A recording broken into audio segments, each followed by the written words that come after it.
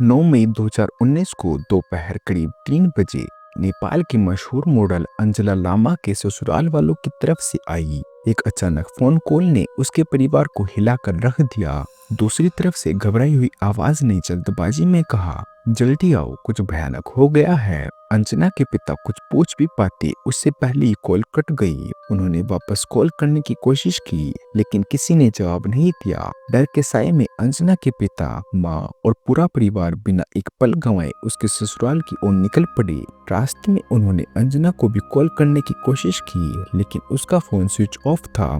जब वे ससुराल पहुंचे तो रात के करीब 9 बज चुके थे। जैसे ही अंजना के पिता उसके कमरे में दाखिल हुए, सामने का नजारा देखकर वे जड़ हो गए। वह दृश्य इतना भयावह था कि उनका पूरा परिवार कांपने लगा। यह सदमा सहना मुश्किल था।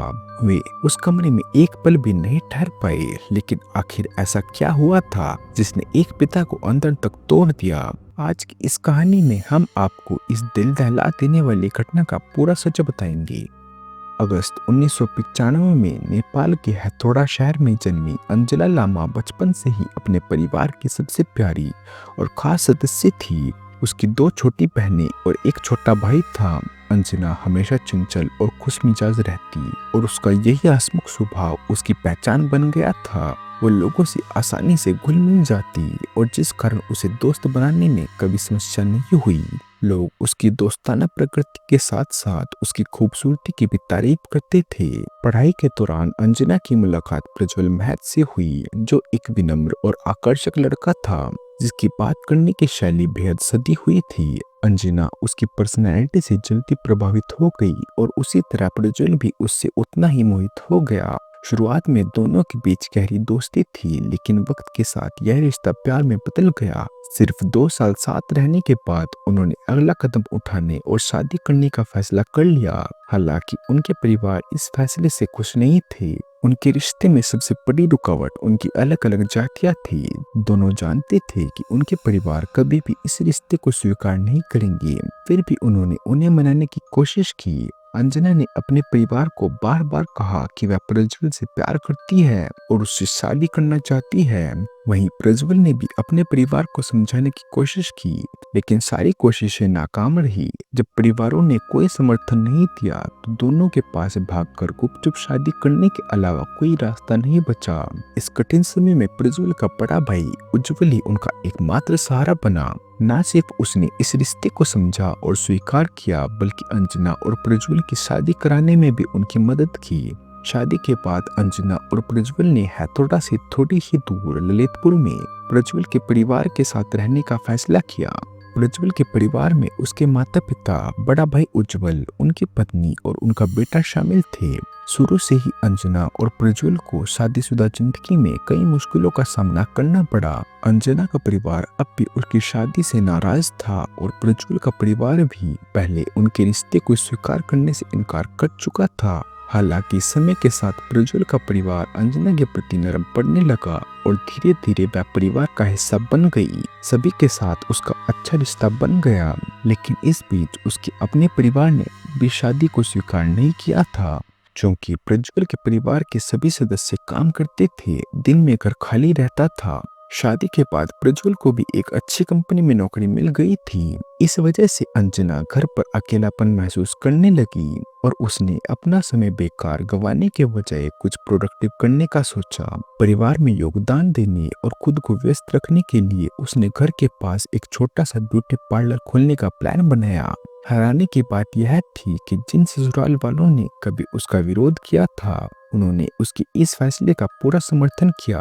न सिर्फ उन्होंने अंजना को खुले दिल से अपनाया बल्कि उसे अपने सपनों को पूरा करने के लिए भी प्रोत्साहित किया। सब कुछ अंजना के लिए अच्छा चल रहा था। प्रज्वल उससे बहुत प्यार करता था। ससुराल वालों के साथ उसका रिश्ता मजबूत हो रहा था और अब उसे जीवन में एक नया उद्देश्य मिल गया था। ऐसा लग रहा था कि उसकी जिंदगी अब सही रास्ते पर है। लेकिन कभी कभी जब सब कुछ बिल्कुल सही लगता है तभी कोई तूफान आने के लिए तैयार बैठा होता है।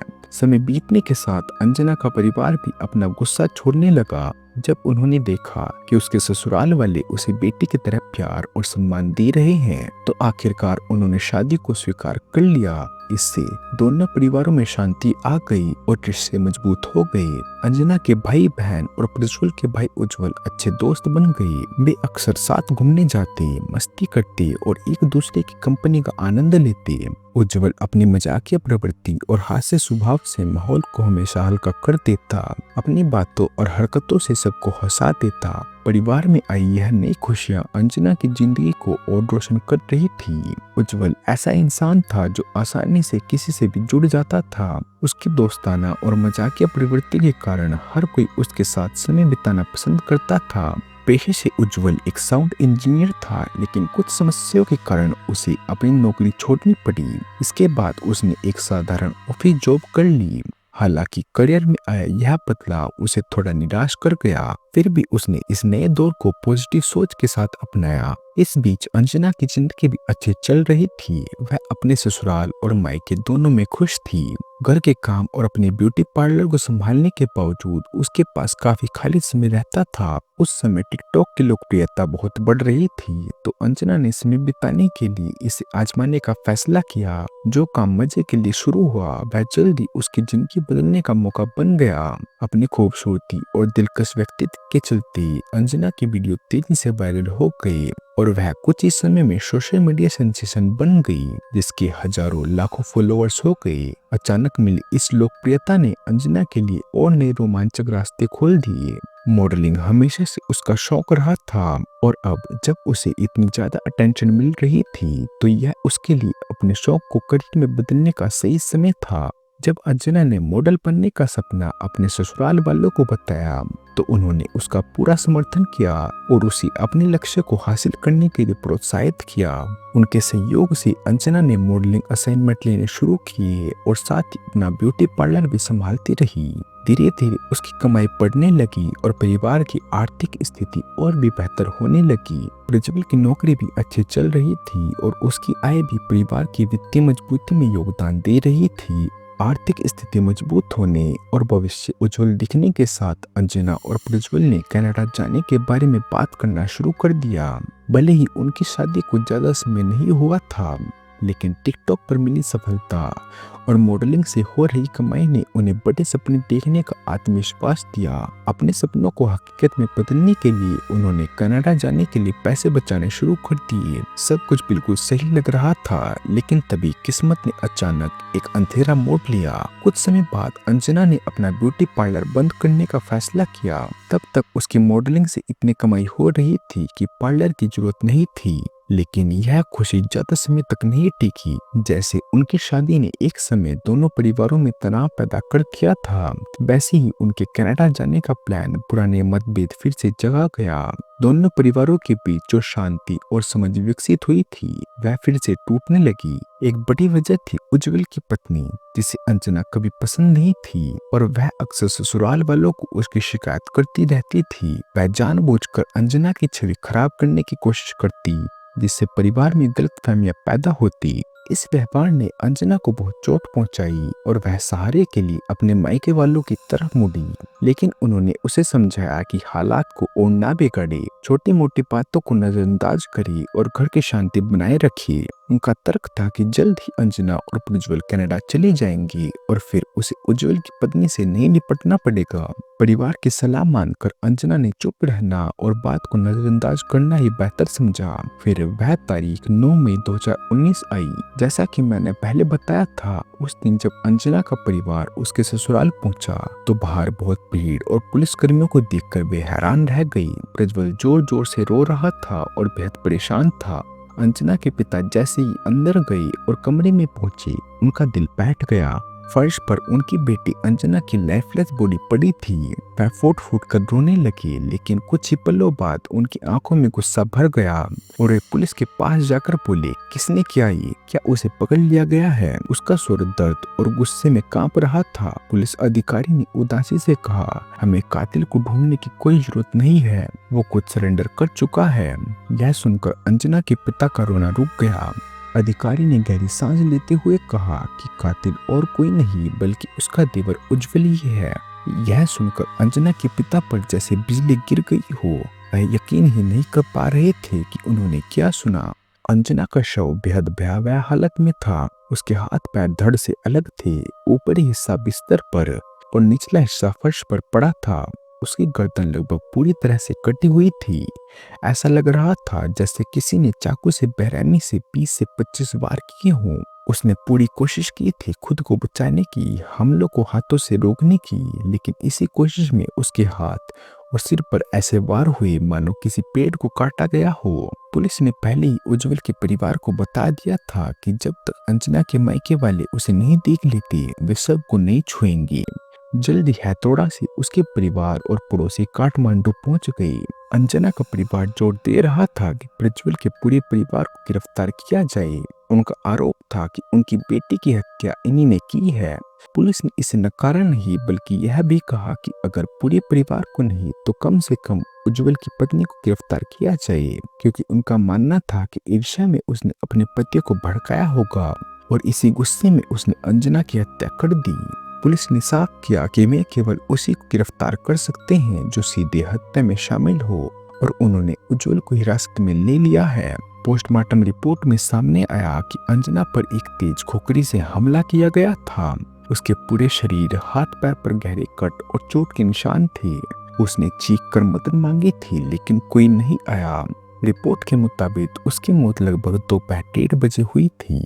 अंजना का परिवार, मीडिया और जनता सभी एक सवाल पूछ रहे थे कि उज्जवल ने अंजना को क्यों मारा। यहाँ तक कि पड़ोसी और अंजना का परिवार भी यकीन नहीं कर पा रहे थे कि ऐसा हादसा उस घर में हो सकता है, क्योंकि अंजना अपने देवर को सगे भाई जैसा मानती थी।